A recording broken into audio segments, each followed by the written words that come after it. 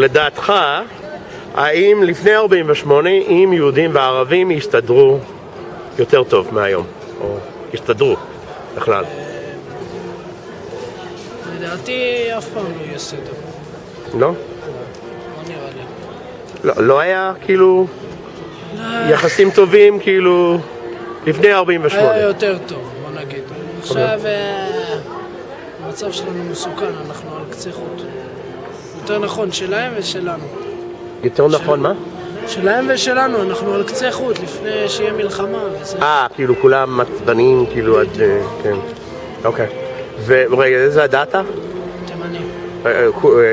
טהור כאילו? כן, כן. נגיד מהסבא וסבתא שמעת סיפורים בתימן, איך היו יחסים בין המוסלמים והיהודים? לא שמעת. אוקיי.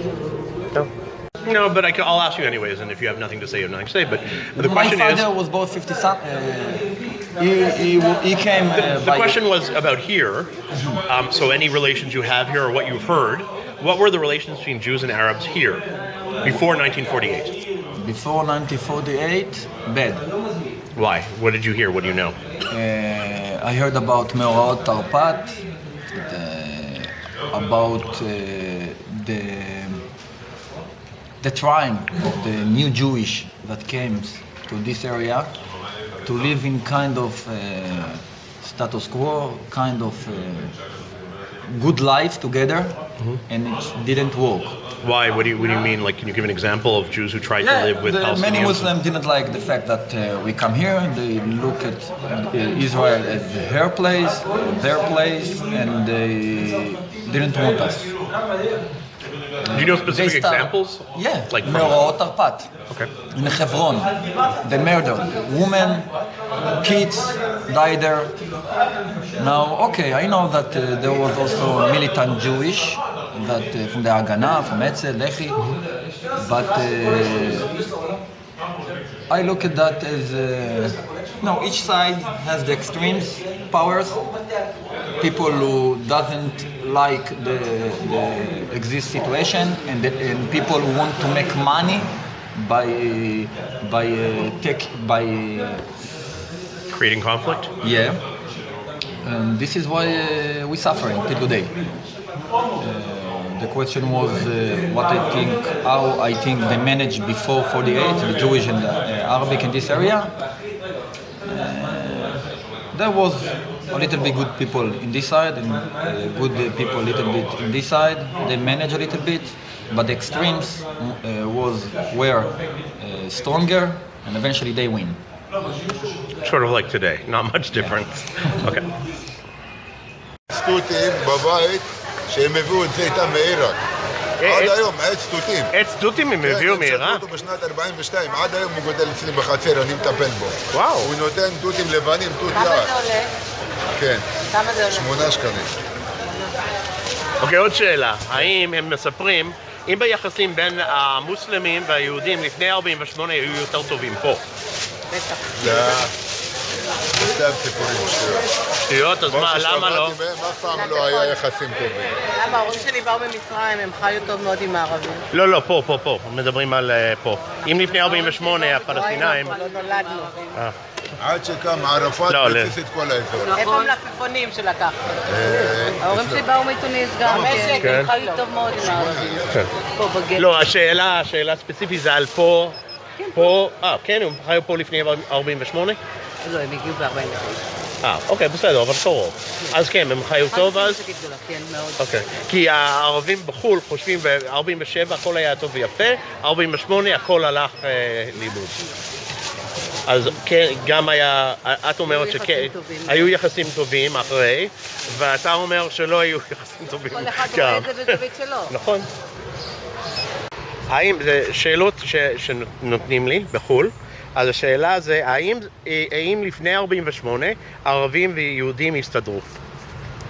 לא, אבל תלוי איפה. אוקיי, למה לא? כאילו למה? זה ויכוח על האדמה הזאת, על הארץ הזאת. אז היה ויכוח לפני 48. אתה גרת טוב, אני לא יודע. יש לך... אז מי אז נולדתי? יש לך לזה סיפור... קוראים לי שלום. מה? לזה קוראים לי שלום. אוקיי. יש לך סיפורים מהימים האלה, לפני 48, שזה היה על... זה סיפורים של ההורים של ההורים. זה בסדר, לא עכשיו. אבל זה מה שאנשים... הם שואלים כי לפי התפיסה בחו"ל, 48, לפני 48 יהודים וערבים הסתדרו, הכל היה גן עדן. אחרי 48, בגלל ציונות, הציונות... הציונות התחילה לפני 48, וההורים שלי באו בגלל זה. מאיפה הם באו? מזרח אירופה. אוקיי. שהיום רוסיה, אוקראינה, פולין, שזה כל פעם מתחלק. אוקיי, ולמה הם באו? כי הם הרגישו ציונים, ולא רצו להישאר שם, עזבו את המשפחה שלהם ובאו לפה. אוקיי. ואיך, כאילו, לפי הסיפורים שלהם, איך היו היחס בין הערבים ומוסלמים? סליחה, ערבים ויהודים. היו בעיות, זה לא היה הדבר העיקרי שהם הדגישו, כי קשיי הקיום היו הרבה יותר... הסיפורים היו יותר על קשיי הקיום וההסתגלות ולמצוא עבודה ופרנסה.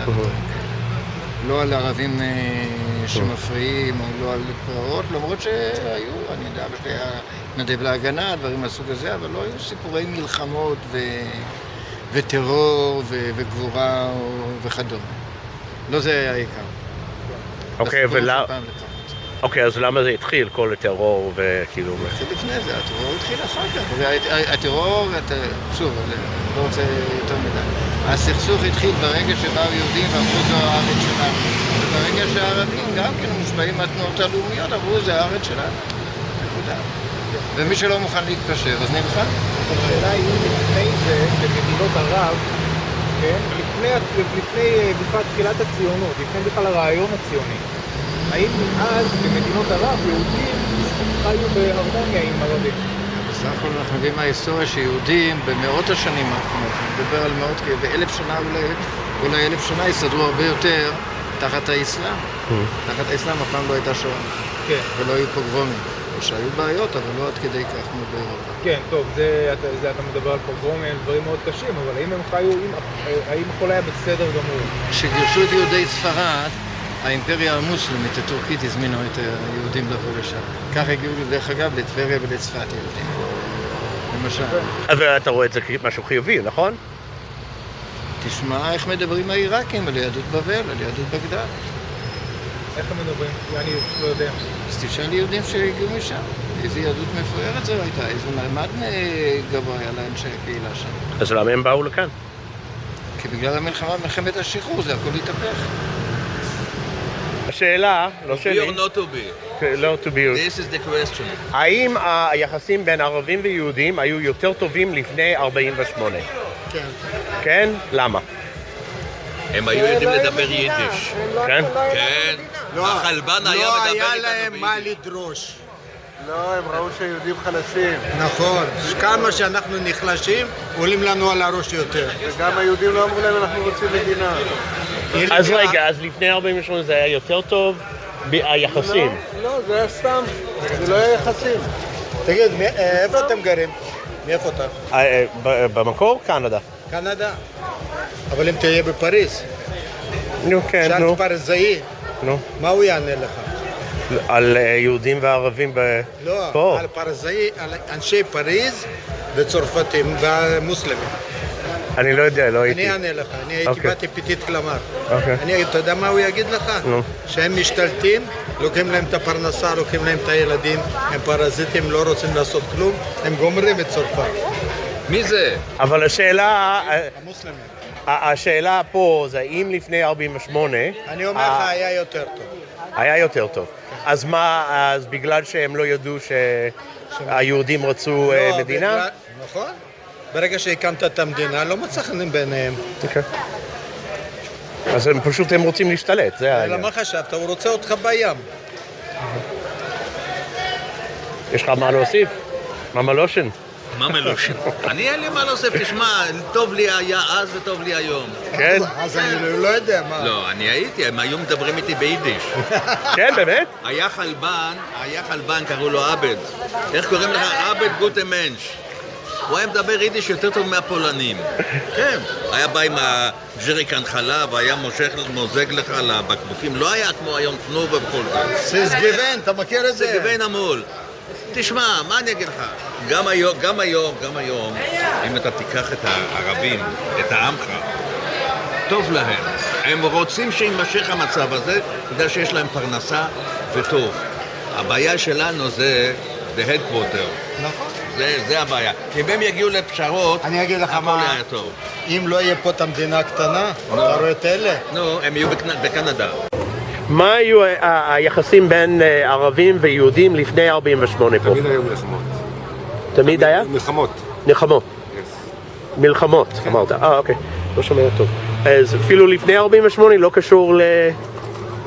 כי הם שואלים מישהו... הפכו את היהודים, כל הזמן רצו להוציא אותם מארץ ישראל. וזה מה שהם עושים, לאט לאט. כן? יש לך, כאילו נגיד במשפחה שלך... בזמן, נו. מה? במשפחה שלי מה? כאילו שזה קרה להם? זה מה שאני שואל. לא. אוקיי, תודה. האם זה נכון שיהודים וערבים הסתדרו לפני 48? הסתדרו. שוב, אני לא הלכתי וקראתי ספרים של היסטוריה, אבל ממה שאני כן יודע, לפני 48 היו די... אוכלוסייה די יפה של יהודים בארץ ואוכלוסייה די יפה של ערבים בארץ, והם חיו כאילו כמו שכנים בטוב, לא שהיו סכסוכים משמעותיים, לא היה אז לאומיות ערבית ולא היה אז אנחנו יהודים ולא רוצים אתכם ערבים, לא היה את מה שהיה היום. אתה חושב שאחרי ב-49 נגיד, זה כן היה ככה?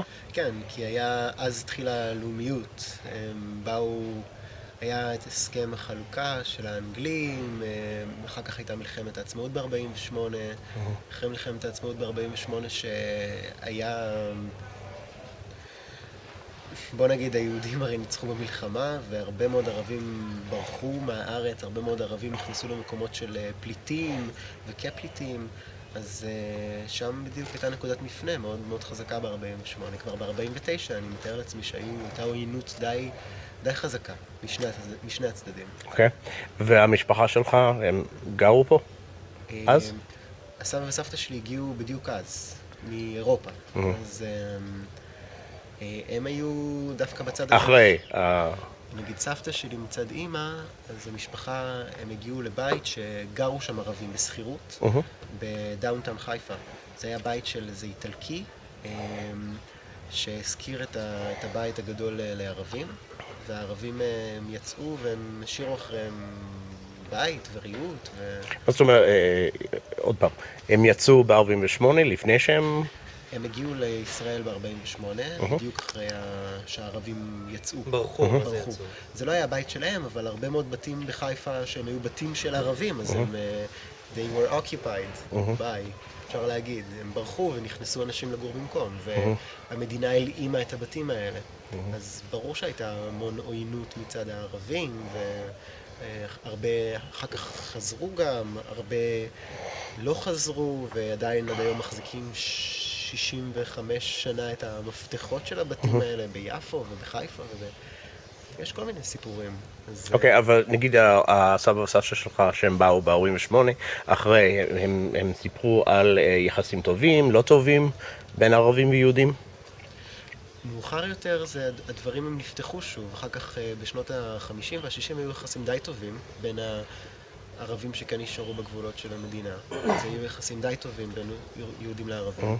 אחר כך אני יודע שבהמשך שנות ה-70 קמה התנועה הפן-ערבית, ואז שוב הם הגדירו את עצמם כערבים, הייתה איזו הגדרה לאומית יותר חזקה.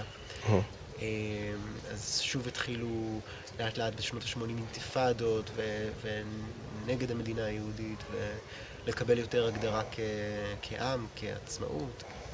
שוב, אני לא יודע המון, אבל זה מה שאני יודע. אוקיי, אבל יש סיפורים מהסבא וסבתא, ההורים שלך, כאילו... שהיה יחסים עם ערבים? סבא שלי מצד אבא למשל, אז היה לו עובדים ערבים. והכל היה אחלה איתם בשנות ה-50, 60, 70, מה הוא עושה? היה לו עסק של לצבוע בתים ומשרדים וכאלה, והעובדים שלו היו צבעים. הם עשו את השיפוצים. טוב. זהו. זה מה שאני יודע. יש למישהו אחר סיפור מה... לא סיפור, אבל אני לא חושב, אני חושב שכל החלק שלפני 48 הוא לא נכון. שהיחסים היו תקינים, כי גם בשנות ה-20 וגם בשנות ה-30 היה מאורעות שלפחות מהצד של היהודים מספרים את זה שזה מאורעות שהערבים עשו ביהודים, יכול להיות שהיה לזה שני צדדים, אבל המאורעות האלה קרו. וגם גלי העלייה שהגיעו לארץ התיישבו על אדמות ערביות. אם זה ראש פינה שהתיישבה על אדמות של התיישבויות ערביות שהיו שם, ואם זה יישובים אחרים.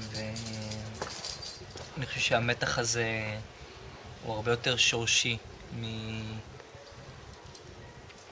זאת אומרת, 48 זה לא קו נקודה לתחילת הסכסוך. כי דווקא לפני 48 גם הערבים וגם היהודים היו שווי מעמד פה. היה פה שלטון בריטי ששניהם היו סוג של מתיישבים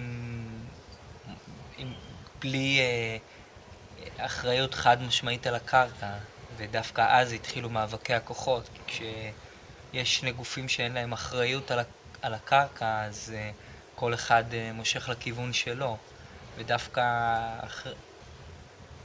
ומזה גם נולדה ההחלטה של האו"ם לחלק את מדינת ישראל לשתיים, שחלקים יהיו ערבים וחלקים יהיו יהודים, אבל הצדדים לא הסכימו לקבל את זה. זאת אומרת, זה לא מופשט ברמה של כן ולא. אוקיי, וגם אותה שאלה, איפה המשפחה שלך, כאילו, בזמנים האלה? סבתא שלי נולדה בארץ והיא הייתה פה בשנת 48. אוקיי, היא מספרת על משהו עם יחסים? סיפרה? היא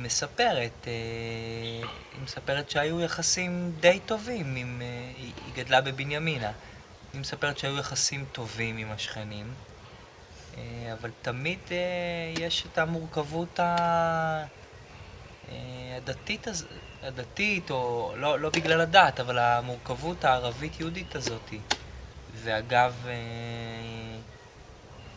אני מרגיש ככה גם היום, זאת אומרת, אנחנו גרים לא רחוק מכפרים ערבים, אני לא מרגיש שיש יחסים לא טובים עם הכפרים ששכנים לנו, אבל תמיד יש מין מורכבות כזאת. אין בעיה ללכת לקנות שם בסופר או לטפל במכונית במוסך שם, זה תמיד מין משהו שתלוי באוויר, אין שם איבה שאתה לא יכול להיכנס למקומות כאלה, אבל המתח הזה הוא קיים כל הזמן באוויר, לשני הצדדים, וכדי לגשר עליו בגלל הקונפליקט בחוץ, אני מניח. כנראה, כן. זאת אומרת, עכשיו, זו שאלה מאוד מורכבת, מה זה הקונפליקט הזה בחוץ, כי היחסי אדם לאדם בחלק מהמקרים יכולים להיות טובים. זאת אומרת, זה לא שיש פה קו שעובר בין יהודים לערבים, אלא כל אחד פוגש אותו במקומות אחרים.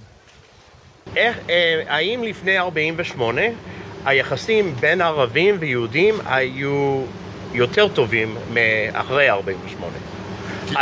כן?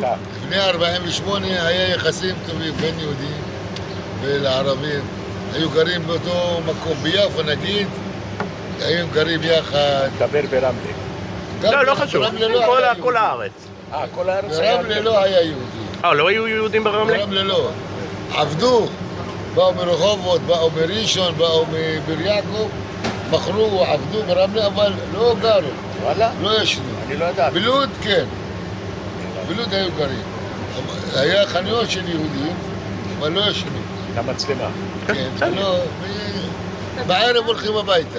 אז אתה אומר שכן, לפני 48 היחסים בין הערבים כן, באים ברחובות, מוכרים, הולכים, באים. למה היה יותר טוב אז מאשר היום? איזה סיבה? אנשים, תראה, יהודים היו מיעוט. יעני מיעוט, לא הרבה. כן. והערבים פה היו 25,000 ברמלה נגיד. וכמה יהודים? ברמלה? כן. היו יחס, אולי 2%. אז בגלל זה המיעוט זה תמיד. ואנשים קיבלו אותם בכבוד, לבחור, לעבוד. בכבוד. ברחובות היו באים הרבה מוכרים פה, חקלאות, הכל, ברדסים, עבדו איתם ערבים, אלו שבאו עכשיו מג'ואריש, כולם אלו באו מלוב. ואחרי 48, למה נוצר למה נוצר לא, אחרי 48. היחסים... אחרי 48, כל ישראל 600,000 יהודים, והיו ערבים כמעט 1.5 מיליון. עכשיו, שכבשו את האזור שלנו, חלק ברח, חלק הבריחו אותם, ונשארו, הבתים ריקים, התחילו להביא עולים. מי בא עולים? מעיראק, דרך... עזרא ונחמיה. העלייה של עזרא ונחמיה. העלייה הגדולה של העיראקים. כן. היו באים, מבריחים אותם דרך פרס, כן, דרך עיראק. טורקיה.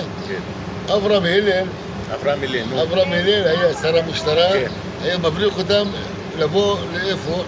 יש משפחה עיראקית, באים מעיראקים. יש טוניסאים, באים טוניסאים.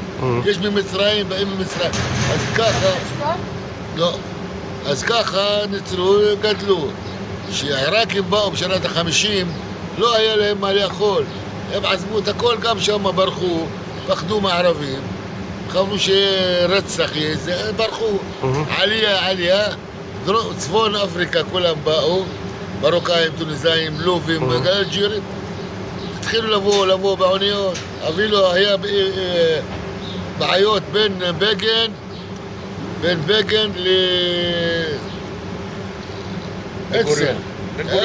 גוריון. הטביעו ספינה של אשדוד. היו יהודים, 3,000 יהודים היו בתוך הספינה, הטביעו אותם. למה? ביניהם, כמו היום אש"ף וזה, בעיות. אחר כך הייתה פרשה של התימנים, גם יעלימו. כן, מרבד הקסמים. עלייה של מרבד הקסמים. אבל עכשיו, ברגע שאחרי 48 הביאו את העלייה, מה נוצר? יותר יהודים מערבים ברמלה? בגלל זה היחסים... כן. אז למה זה גורם ליחסים להתקלקל? זה השאלה. כן. בהתחלה, הערבים מה שהיו פה, בעלי עסקים, בעלי בתים... פחדו מהיהודים בגלל הכיבוש. כן, באו, אז עכשיו יהודים יש להם גב יותר. המשטרה הישראלית, צבא, זה. אנשים עבדו ביחד ככה בשקט. אפילו העיראקים היו מתנפלים על אנשים. הייתה פעם אחד יהודי נדרס, היה הולך במונית ללוד, איפה בית סוהר? הולך לבית סוהר, מונית, בא אחד עיראקי, היה נוסע, המונית דרס אותו ועשו פרהוד, קראו לזה. התנפלו על הערבים, למה ערבי יהודי? לינץ'. בדיוק. אז מה, אנחנו סגרנו 3 ימים, באו, זרקו אבנים על הדלתות, אנשים ברחו לכנסייה, 3 ימים, אין, אחר כך... אתה לפי מה שאתה אומר, בגלל שכבשנו היהודים, כבשנו בגלל שאני יהודי, בגלל שהיהודים כבשו את המקום, הרגישו יותר עליונות מהערבים והתחילו לדכות אותם. כמו שהיה ב-67 בירושלים, בעזה. בדיוק, אותו דבר. וככה זה היה, ואחר כך אנשים התחילו אחד להכיר את השני, התחילו לעבוד, התחילו יש להם כסף, אז לא רוצים לריב.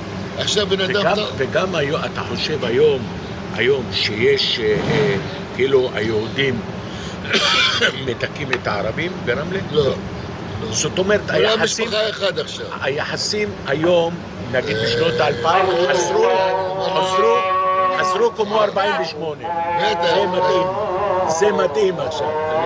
בגלל שאומרים, אנחנו מדברים אמת. זאת אומרת, משנות 2000, היחסים חזרו כאילו של 48. ביחד. לא ב-2000, אפילו לפני 2000, אחרי 67. כן, אחרי 73. אז אחרי שאנשים מתרגלים למצב, ואז אומרים, אוקיי, בסדר, אפשר לחיות ביחד. חייבים לחיות ביחד. אנשים עבדו יחד. רגע, מתי זה ישתנה? בשנות ה-80. בשנות ה-80 המצב היחסים נהיה יותר טוב, וכבר חיו אחד עם השני קיבלו.